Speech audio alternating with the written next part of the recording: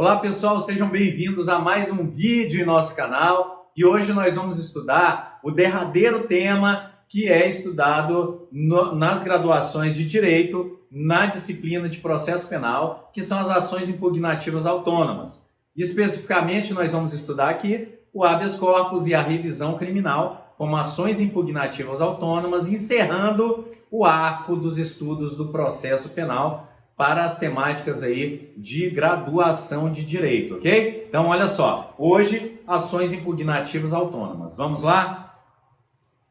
Olha só, inicialmente, contextualizando o que seriam essas ações impugnativas autônomas. Olha só, são ações penais, tá aqui, conceito, né? Que vão buscar a tutela da liberdade. Alguns falam que são ações penais de sinal trocado. Por quê? Porque a ação penal exercida normalmente é aquela que busca a prisão, né? Então a petição inicial feita pelo Ministério Público, através da denúncia, ela tem como pedido a condenação, tá? Assim como uma queixa-crime aí proposta por um particular. Mas aqui não, aqui nós temos ações que vão buscar a tutela da liberdade de alguma forma. Então, eventualmente, essas ações elas podem ser usadas com uma aparência de recurso. E elas estão alocadas indevidamente em nosso Código de Processo Penal como recursos. Então, lá no capítulo de recursos. Mas é uma alocação indevida, são ações mandamentais, são ações autônomas e que vão visar aí a tutela da liberdade. Então, nós vamos estudar duas delas hoje, a revisão criminal primeiro e logo depois o habeas corpus, buscando um pouco do aporte histórico para que vocês entendam da onde vem esse recurso heróico que é muito antigo na história do nosso direito ocidental. Vamos lá então, olha só. A revisão criminal, para começarmos, que trata-se de quê? Bom, ela é uma ação constitutiva sui generis.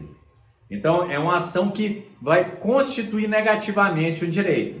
Ela vai substituir uma decisão que já transitou em julgado. É o equivalente a uma ação rescisória lá do direito processual civil, só que no âmbito aí do direito processual penal. E ela tem suas peculiaridades, viu? Olha só. Primeiro, ela é de competência originária dos tribunais, então ela não vai ser usada em primeiro grau, só nos tribunais. Ela é destinada a rever decisões que já transitaram em julgado. E não todas as decisões, só as decisões penais condenatórias que transitaram em julgado. Então vejam, é uma ação utilizada exclusivamente pela defesa no processo penal. Então nós já vimos que alguns recursos, como recurso em sentido estrito, ele é utilizado muito mais amplamente pela acusação. No caso da revisão criminal, é uma ação que é utilizada tão somente pela defesa, no reestabelecimento da justiça penal para o âmbito defensivo. Então a revisão criminal no Brasil é somente pró réu, nunca pró societatis, como existe outros direitos, como o direito italiano, por exemplo. Tá? Vai ser uma ação então rescisória, usada a qualquer tempo. Então ela tem essa segunda peculiaridade. Ela pode ser usada a qualquer tempo, desde que transitada em julgado de sentença condenatória. Então, pode ser durante o cumprimento da pena ou após já cumprida a pena também. Então, a qualquer tempo pode ser manejada essa ação sui generis, tá? Olha só, onde que ela está prevista? Entre o 621 e o 627 aí do Código de Processo Penal, dentro do título específico para recursos, mas não é um recurso, fique ligado, tá? Então, nesse capítulo próprio, dentro do título de recurso, nós tratamos cabimento, momento, legitimidade, competência, processamento e os efeitos da revisão criminal. Então, nós vamos esmiuçar isso aqui nos próximos slides que a gente vai estar vendo aqui. Então, olha só. Primeiro, legitimidade. Quem pode entrar com uma ação de revisão criminal? Quem pode propor uma ação mandamental nesse sentido aqui? Olha, o réu é o réu que tenha sido condenado com o trânsito em julgado de sentença condenatória. Então, é uma ação manejada tão somente pelo réu. Em sua ausência, melhor dizendo, nós podemos ter como legitimado o representante legal ou sucessores processuais, aquilo que a gente conhece como CAD, cônjuge, ascendente, descendente ou irmão. Lembrando que o cônjuge, tá, por equiparação constitucional, pode ser o companheiro convivendo em relação de união estável, tá? Lembre-se, o MP não é legitimado para a ação, ele não tem interesse de agir. Já esgotou-se o interesse dele com o trânsito em julgado de sentença condenatória. Então, não há interesse de agir do Ministério Público nessa ação. O réu pode entrar ele mesmo com um pedido de revisão criminal e, nesse caso, se aceito, vai ser nomeado um defensor para fazer as argumentações jurídicas. Então, olha só, a propositura pode ser feita pelo próprio réu. Então, não precisa sequer ter poder postulatório para propor aí a revisão criminal. É desnecessário o recolhimento ao cárcere para que seja proposta a ação de revisão criminal, tá? Então o réu pode estar foragido, não ter cumprido a pena, né? E mesmo assim pode ingressar com a ação de revisão criminal. Quando eu falei de caráter sui generis, é bom a gente falar por que ela vai ter esse caráter específico só dela dentro do processo penal. Olha só, primeiro, é uma ação penal sem contraditório.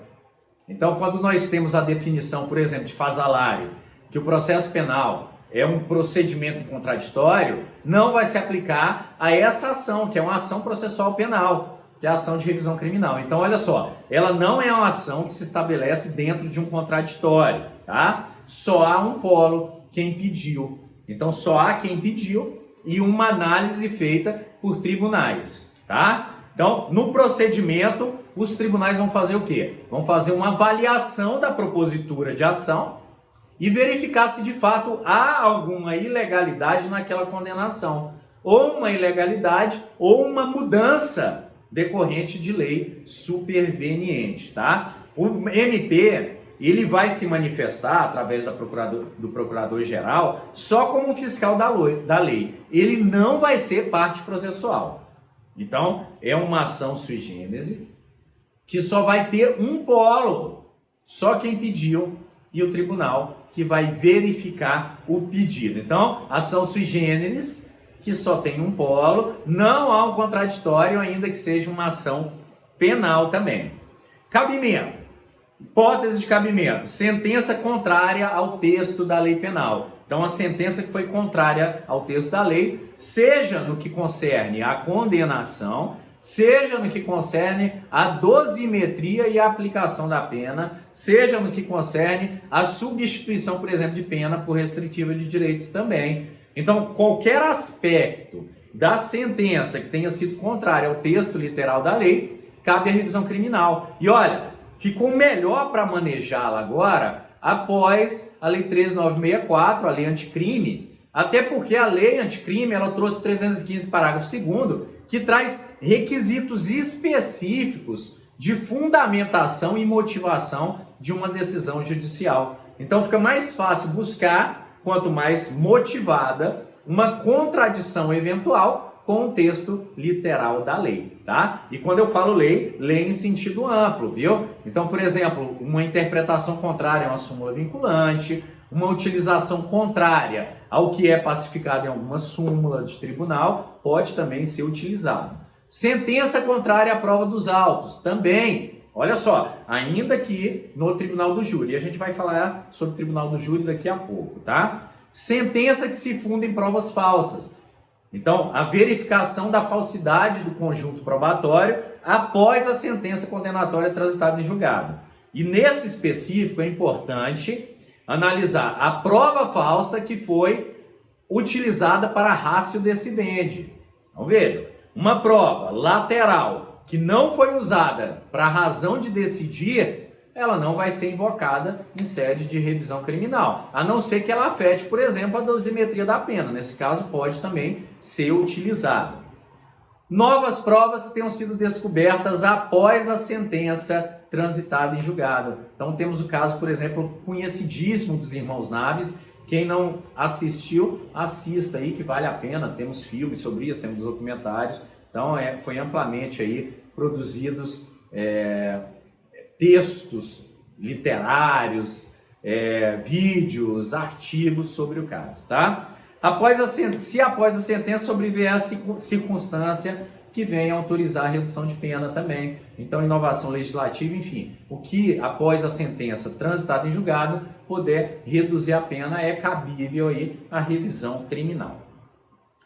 Sentença absolutória imprópria, gente, é cabível também. Então, olha só, pegadinha aí de questão, né? É cabível a revisão criminal contra a sentença absolutória? Sim, só contra a sentença absolutória imprópria, tá? Sentença absolutória imprópria, para relembrar, é aquela sentença em que absolve-se, mas aplica-se medida de segurança por conta de deficiência mental, problemas aí de saúde, então, formação incompleta ou problema de doença mental, tá? É possível em face de mudança de entendimento por edição de nova súmula também, viu?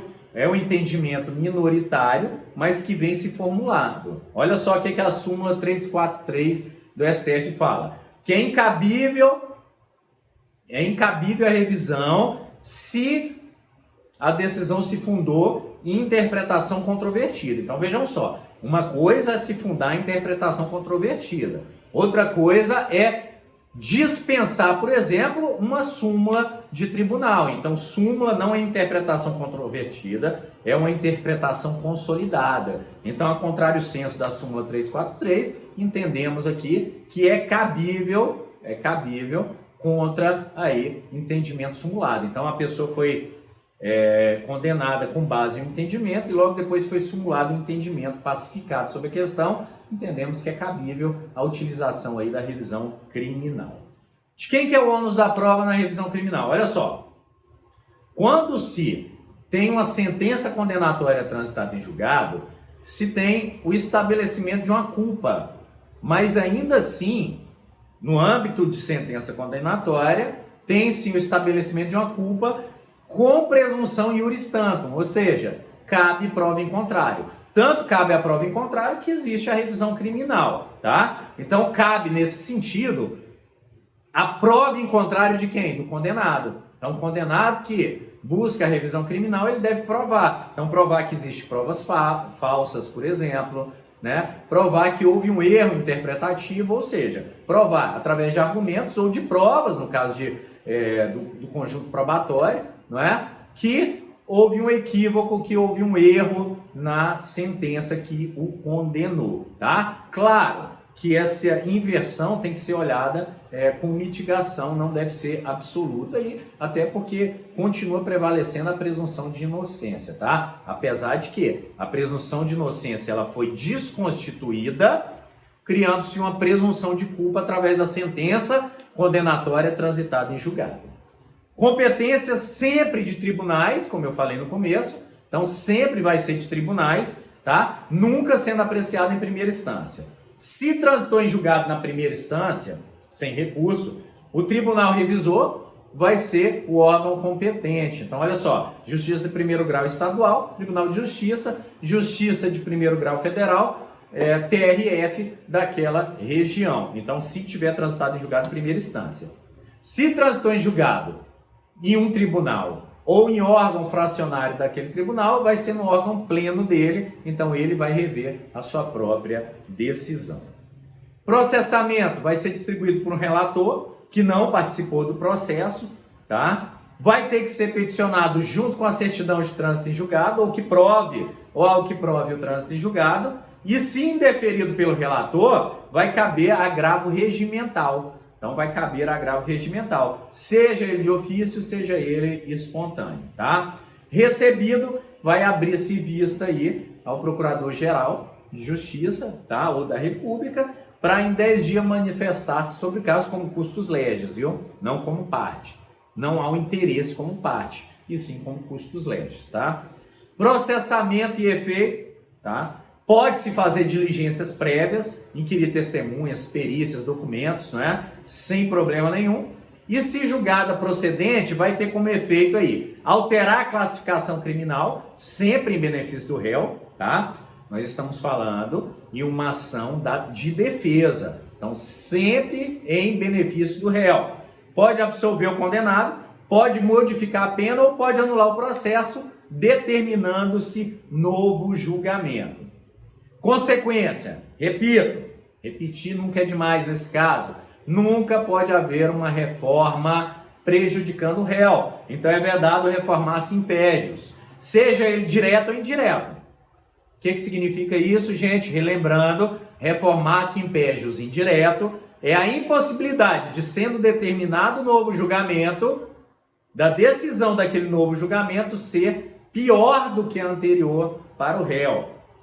Nós podemos ter, então, um juízo recidente, que vai desconstituir a decisão, mandando que seja feita hoje, outra, ou um juízo rescisório, que vai o tribunal, ele próprio, substituir a decisão anterior. Então, olha só, recidente vai anular, mandando proferir um novo. Rescisória, vai o tribunal mesmo proferir uma nova decisão. Pode haver indenização pelo erro? Claro que pode. Não só pode, como deve, em caso de haver erro. Então, vai ter que ter, gente, essencialmente, o pleito do interessado, viu? Se não houver o pedido do interessado, não vai haver a possibilidade de indenização como título executivo judicial. Não vai impedir que depois o interessado entre com a nova ação de conhecimento para se determinar o erro judicial, tá? Mas facilita, não é?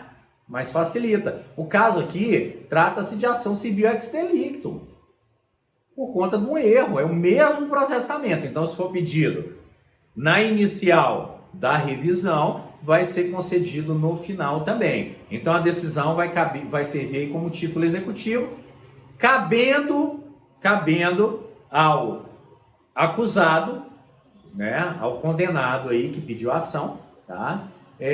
Ingressar com a ação aí de liquidação para determinar o quanto debento, tá?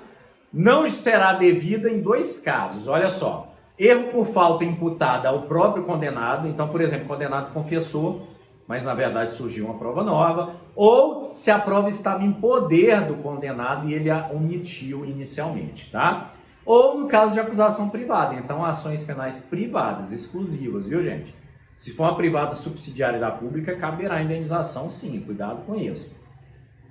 Gente, e para finalizar a revisão criminal, quanto à soberania dos vereditos, olha só, no júri nós temos a soberania dos vereditos. Nós temos um vídeo aqui no canal sobre o júri, a gente esgota a temática aí do tribunal do júri.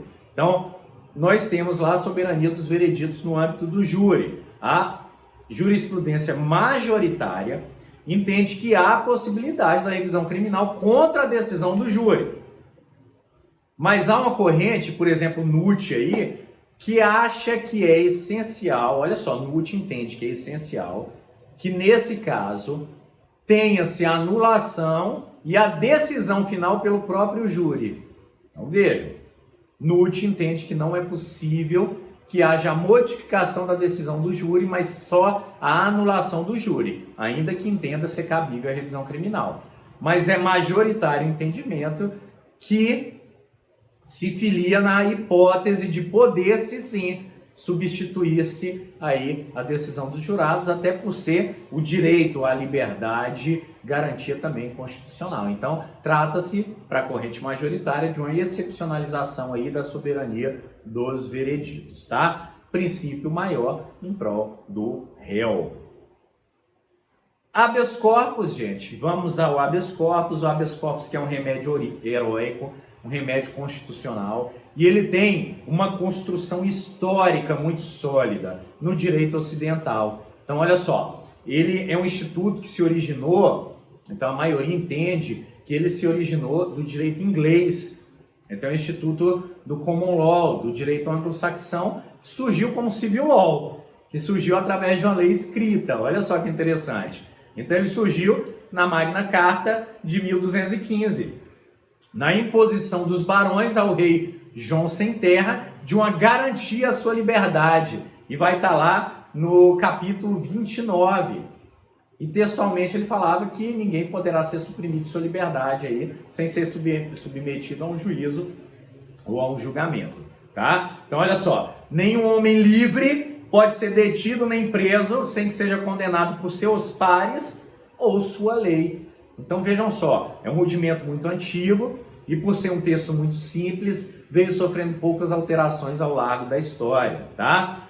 tinha como fim, inicialmente, tem ainda hoje, evitar ou prevenir a prisão injusta, tá? Ainda as prisões que extrapolem os prazos legais. Então, olha só, é um texto muito antigo, tá? E eu trago aqui para os senhores a lição de Frederico Marques, o grande doutrinador até hoje do processo penal brasileiro, viu? Então, olha o que ele fala. Foi estabelecido pela jurisprudência. Isso ele comentando sobre a Magna Carta. Então, olha só. Foi estabelecido ao final pela jurisprudência. Então, olha, ele foi incluído por um direito positivado, típico da Civil Law, mas foi estabelecido pelo Common Law, que é típico do direito anglo-saxão, né? Então, expediam-se mandados, os chamados writs, de apresentação para que o homem, corpus, fossem trazidos ao tribunal e o tribunal deliberasse sobre a prisão ser devida ou não. Então, olha só, ele é chamado de writ, né, por conta dos mandados de apresentação, e habeas corpus pela apresentação do corpo. Então, vejam, a construção era essa. O tribunal expediu o writ, determinando que apresentasse o corpo. Então, apresente o corpo, habeas corpus, para o tribunal deliberar sobre a justiça ou não, sobre a legalidade ou não daquela determinada prisão. Veja só. Então, olha só. Posteriormente, ainda na Inglaterra, né, nós tivemos o Habeas Corpus Act de 1679 e depois aprimoramento aí de 1816. Esse aprimoramento que foi influenciador da primeira previsão normativa, aliás, a segunda, nós vamos ver, no Brasil, que foi no processo criminal do Império de 1832. Então a Inglaterra ela foi aprimorando também, tá? Através de conjuntos legislativos e decisões, o que é muito comum aí, esse aprimoramento através de decisões nos sistemas de common law. Tá? No direito norte-americano, por influência inglesa, né, muitos colonizadores ingleses, foi inserido na Constituição de 1697.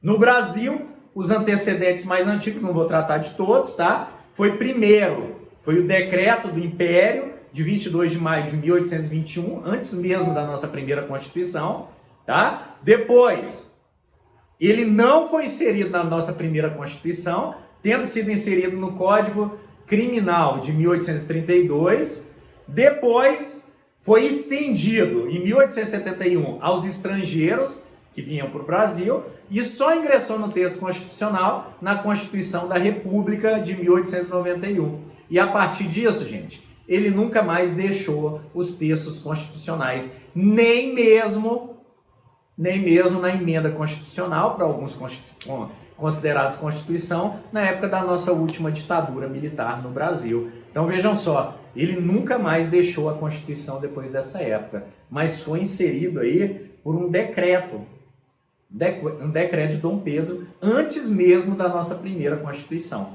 no Brasil. A amplitude interpretativa que ele teve foi muito grande. Então olha só, hoje ele é restrito para liberdade no sentido de liberdade de locomoção, né? Sendo ela prevista, né? Antecipada, essa coação à liberdade, ou atual, né? Mas ela teve uma interpretação muito larga em textos, principalmente na época do início da República. Então a doutrina de Rui Barbosa, ela deu uma interpretação muito ampla ao habeas corpus, né? Foi a interpretação mais ampla dada ao habeas corpus, a interpretação mais ampla ao writ, tá? Então, o Rui Barbosa, que é um grande nome nosso, quem puder ler seus textos aí, vale muito a pena entender a história, ele trouxe um entendimento muito alargado aí sobre o habeas corpus, tá? Ele entendia que o habeas corpus não deveria ser utilizado só para a liberdade física, mas sim para a liberdade de exercer qualquer direito fundamental, direito religioso, direito de expressão, direito à liberdade de imprensa. Então, qualquer direito violado, para Rui Barbosa e sua doutrina, poderia ser resguardado com o writ do habeas corpus, tá? E houve até grandes discussões dele com um eminente juiz aí do Supremo, que era o Pedro Lessa, né, que detinha um entendimento oposto, que na verdade é um entendimento utilizado hoje, né, que só para liberdades de locomoção, tá? Então, na República aí, influenciado grandemente pela doutrina do habeas corpus de Rui Barbosa, após 1910 nós temos uma utilização muito larga em tribunais, e larga até demais, olha só, até para uso político. Contra impeachments, por exemplo, foi utilizado e manejado o habeas corpus. Então, registro de partidos, enfim, utilizava para tudo que é questão. E até porque, olha só, gente, eu coloco, provavelmente pela ausência que se tinha no direito brasileiro do mandado de segurança, tinha-se essa amplitude de utilização do habeas corpus aqui no Brasil. Então, todos os direitos individuais eram tutelados pelo habeas corpus. E isso foi utilizado largamente até meados aí de 1934, quando nós tivemos o ingresso do mandado de segurança na nossa Constituição. E aí houve uma separação, né? Direito líquido e certo violado, você tem um amparo aí do mandado de segurança hoje, né? Nós temos hoje também o habeas data, enfim, ampliaram-se assim os remédios constitucionais, mas já houve uma amplitude muito grande do uso do HC.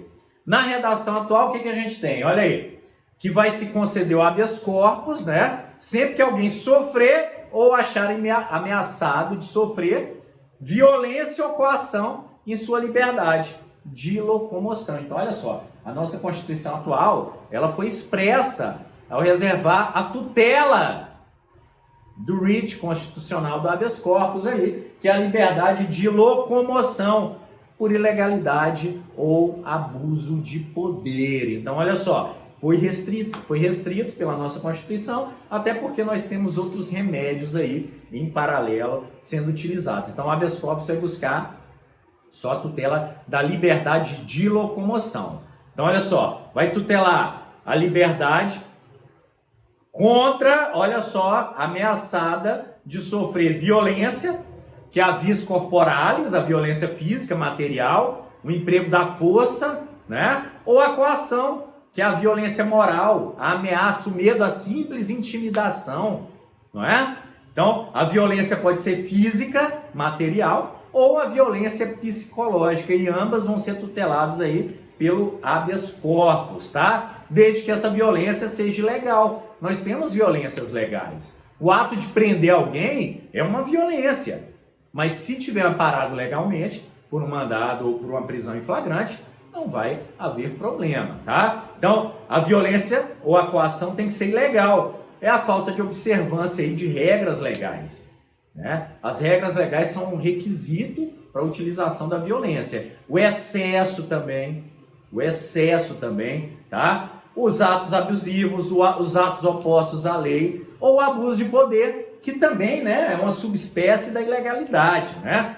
Que é incluído na ilegalidade, mas é o exercício ilegal, é o exercício por quem não tem aquela autoridade, usurpe dela, ou é a exorbitância do poder, um abuso de poder ou um abuso de autoridade propriamente dita.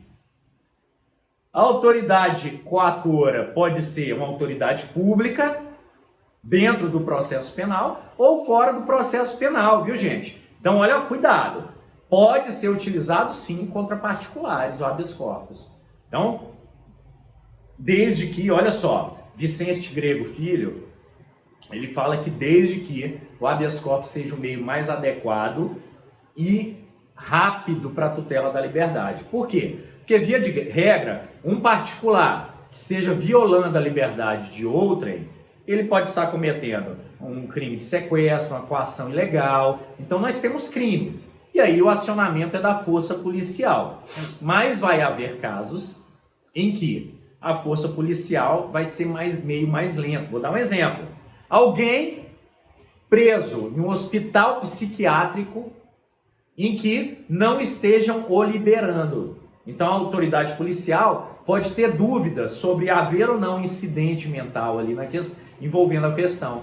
Então pode-se ingressar nesse caso com um habeas corpus para tutelar essa liberdade, sim, sem problema nenhum, tá? Buscando a liberação desse paciente que esteja ilegalmente sendo coagido, tá? Então, há essa possibilidade sem problema nenhum.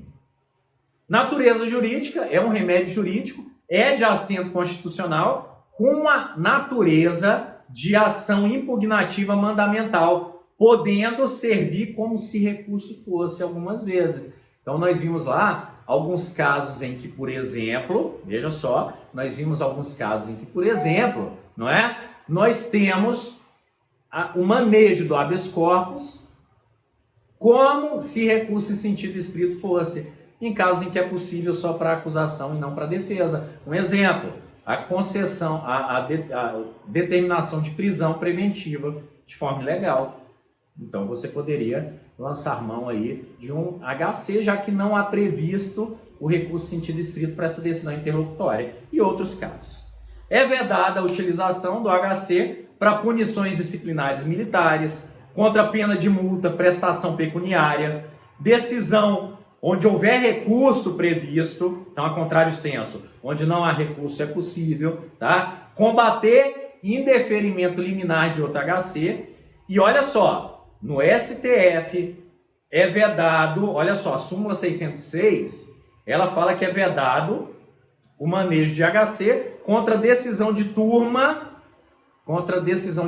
ilegal ou abusiva, certo? Que o paciente entenda por ilegal ou abusiva. Foi ampliada essa decisão, inclusive esse ano, decidido pelo Supremo, com alguns votos divergentes, tá? Em que contra ministro, monocraticamente, não é cabível também HC no STF. Tá? Então houveram ressalvas, mas a súmula 606, ela tem hoje um entendimento ampliado por essa decisão mais recente aí do STF, tá? Cabimento: sofrer coação ou violência ilegal na liberdade de ir e vir, é o básico, né? Iminência de sofrer essa violência ou coação ilegal no direito de ir e vir, tá? Manutenção de pessoa presa além do tempo legal, realização de ato por pessoa incompetente, já cessado o motivo que autorizou a coação, quando não admitida fiança nos casos previstos, nulidade manifesta no processo ou quando já operada a extinção de punibilidade. Então, são casos previstos taxativamente. E olha só, como exemplo, viu, gente? Como exemplo, qualquer outro caso que impeça a liberdade de locomoção é previsto, tá? Exceto o que eu já falei, por pena de multa, prestação pecuniária. Por quê? Porque não restringe a liberdade de locomoção. Nós temos competências definidas especificamente. De maneira geral, o habeas corpus ele vai ser manejado no tribunal superior àquele tribunal que deu a decisão, ou no juiz de primeiro grau, se a autoridade for administrativa, delegados, por exemplo. Delegados, agentes carcerários, assim por diante, ok? Mas nós temos exceções. Olha só, quando os pacientes forem presidente, vice-presidente, ministro dos tribunais superiores, membros do Congresso, procurador-geral da República, ministro de Estado, comandante das Forças Armadas, que são equivalentes, né? Ministros do TCU, chefes de missão diplomática, nós temos aí o Supremo Tribunal Federal. Então, quando forem esses os pacientes. Quando a autoridade coatora for qualquer ministro dos tribunais superiores, então, Supremo, por ser imediatamente superior. Quando os coatores forem, ou pacientes estiverem sujeitos à jurisdição do STF, ou quando o crime for sujeito à jurisdição do STF em única instância. Então, casos de prerrogativa, né? No STJ, quando forem coatores ou pacientes, governadores de estado, DF, desembargadores, membros do TCE e DF, desembargadores ou juízes, membros dos conselhos ou TCM, membros do MP que oficiarem perante os tribunais. Ou, quando o coator for tribunal sujeito à jurisdição do STJ, ministro de Estado, comandante das Forças Armadas, ressalvada a competência eleitoral. No caso de Tribunal Regional Federal, quando o coator for juiz federal, juízes federais ou estaduais, quando o coator ou for particular, delegados de polícia, policiais, autoridades administrativas ou agentes sob a jurisdição do primeiro grau, tribunais de justiça ou tribunais regionais federais, quando for ato de juiz singular, promotor de justiça, decisões de agentes sob sua jurisdição, e turmas recursais, quando o juiz atuante aí for do juizado especial criminal. As terminologias adotadas: o paciente é quem sofre o ato coator, tá? Ou está na iminência de sofrer. O impetrante é quando quem impetra é diferente do paciente. Então pode ser que o paciente pode ele mesmo impetrar, até porque tem uma legitimidade ampla, viu, gente? Não precisa ser sequer alfabetizado, se conseguir, né, manifestar essa vontade ali, né, por meio de um meio idôneo, tá? Mas o impetrante pode ser diferente do paciente, quando se busca um advogado, por exemplo. A autoridade coatora é quem determinou a prática do ato, o responsável pelo ato. O impetrado é para quem foi distribuído, o tribunal, ou o juízo para quem foi distribuído. E o detentor é quem detém o paciente. Então o delegado pode ter prendido irregularmente, mas o detentor pode ser o diretor do presídio. Tá? Então esse vai ser o detentor, é para quem vai ser determinado, para quem vai ser expedido o writ liberatório, tá? O mandado liberatório. Formalidades mínimas exigidas, tá? Nome da pessoa que sofre ou que ou está ameaçada de sofrer a coação, tá? Quem exerce a ameaça ou a violência também. A declaração da forma de constrangimento, de que forma que está sendo constrangido, res corporalis, ou a violência moral também, as razões do temor, a assinatura do impetrante ou alguém, né, ao seu rogo, se não souber também assinar. O processamento é o processamento mais célere possível. Em primeiro grau tem que ser decidido em até 24 horas, tá? A prova tem que estar pré-constituída ou que se apontem os locais onde o juízo pode, né, requerê-las. Cabe pedido liminar, quando a violência é escancarada ali, e na dúvida sempre vigora o indúbio pro réu. Então, na dúvida, sempre a interpretação melhor para o réu, tá? Se houver empate em tribunais, o empate sempre beneficiará também ao impetrante e ao paciente, no caso específico. Beleza, pessoal? Então, olha só, aqui nós encerramos os estudos das ações impugnativas. Espero que tenha ficado claro aí, tá? Aqui nós encerramos também a temática básica. Então, olha só, para quem vem acompanhando o nosso canal, nós estudamos as temáticas processuais e penais da parte geral de forma básica, uma forma de introdução das temáticas para quem é um aluno de graduação. É claro que existem várias camadas, como de uma cebola, nesses estudos processuais e do direito penal. Então, elas são aprofundadas no âmbito aí da pós-graduação, do mestrado e assim por diante, tá? Então aqui nós temos as estruturas básicas, claro que muito mais por detrás disso pode ser aprofundado, ok? Então aí se inscrevam aí no nosso canal, compartilhem quando possível, dê o nosso like e aqui a gente sempre deixa outras temáticas como sugestão para vocês. Forte abraço e até a próxima.